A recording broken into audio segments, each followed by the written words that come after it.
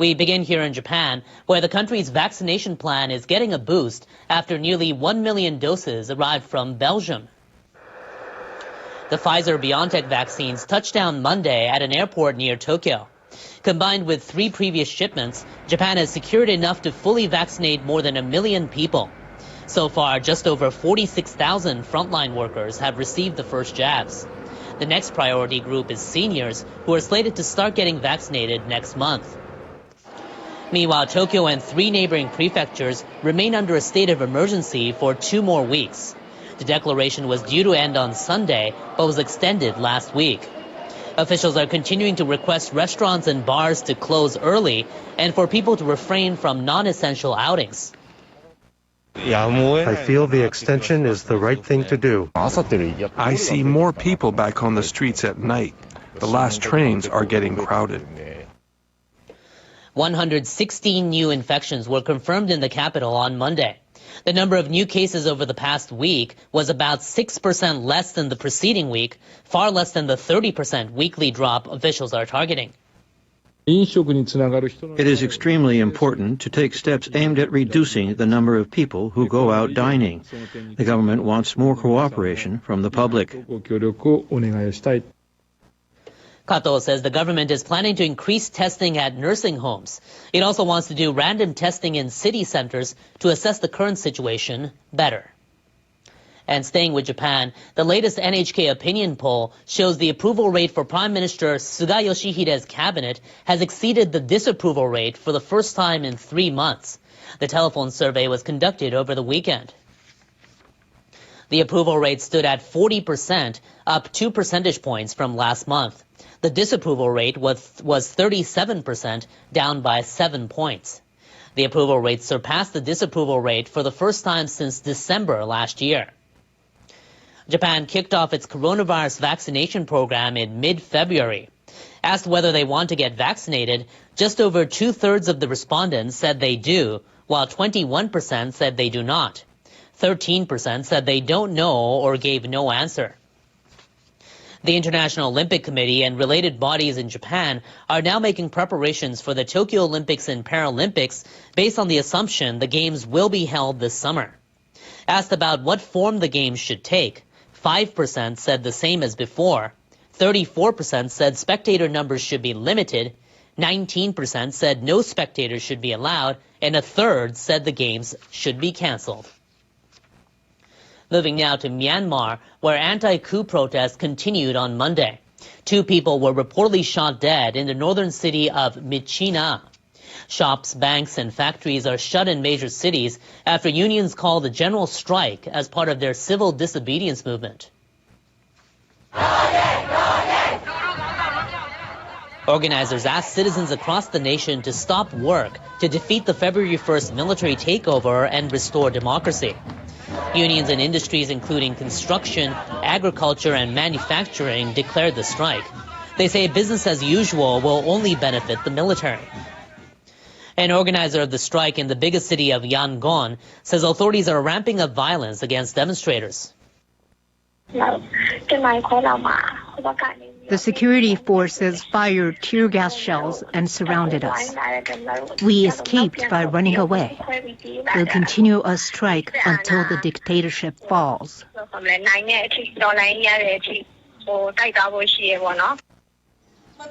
The military is also tightening the screws on officials of Aung San Suu Kyi's National League for Democracy.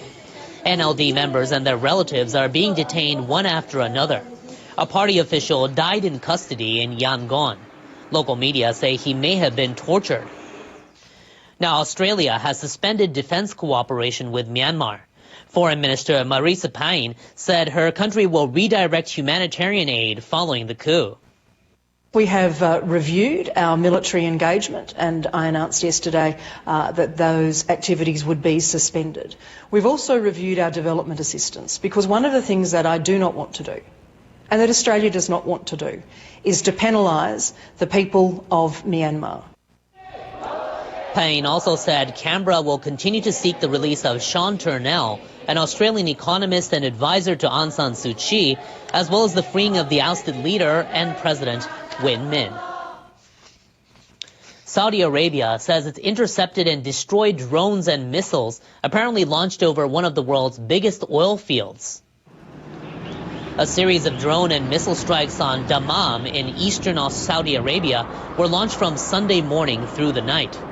The Saudi Arabian government said via the country's state-run news agency the attacks were aimed at facilities of state-controlled oil company Saudi Aramco. It condemned the attacks, saying they targeted the security and stability of energy supplies to the world. Yemen's anti-government Houthis said the same day they fired 14 drones and 8 ballistic missiles in the suburbs of Dammam and elsewhere in Saudi Arabia.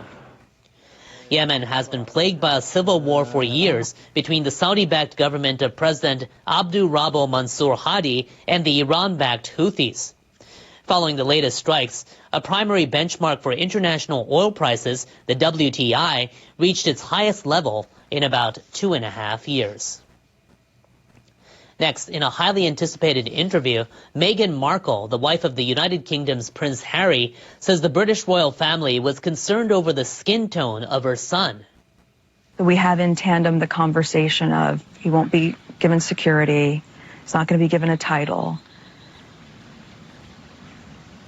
and also concerns and conversations about how dark his skin might be when he's born. What? This went on for the last few months. The couple sat down with Oprah Winfrey and spoke about their relationships with other members of the royal family. Meghan said her life within the family was isolating, lonely, and lacking in support, and she had suicidal thoughts. I just didn't want to be alive anymore. And that was a very clear and real and frightening, constant thought. And I remember how he just cradled me.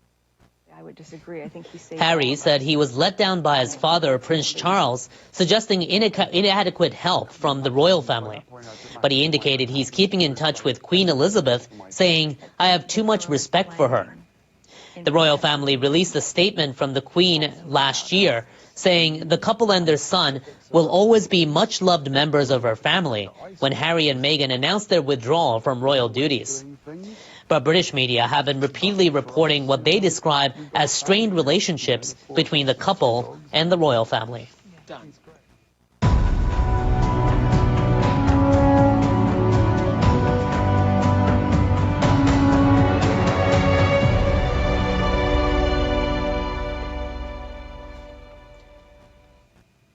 Entry restrictions for a town devastated by the Fukushima Daiichi nuclear accident are being partially lifted. The move allows former residents to make day visits and comes just ahead of the 10th anniversary of the Great East Japan earthquake and tsunami. After years of decontamination work, officials reopened a road leading to Okuma town on Monday morning. Among those returning was 65-year-old Yokota Mikio. He says he wanted to visit his family grave and the home he abandoned nearly a decade ago.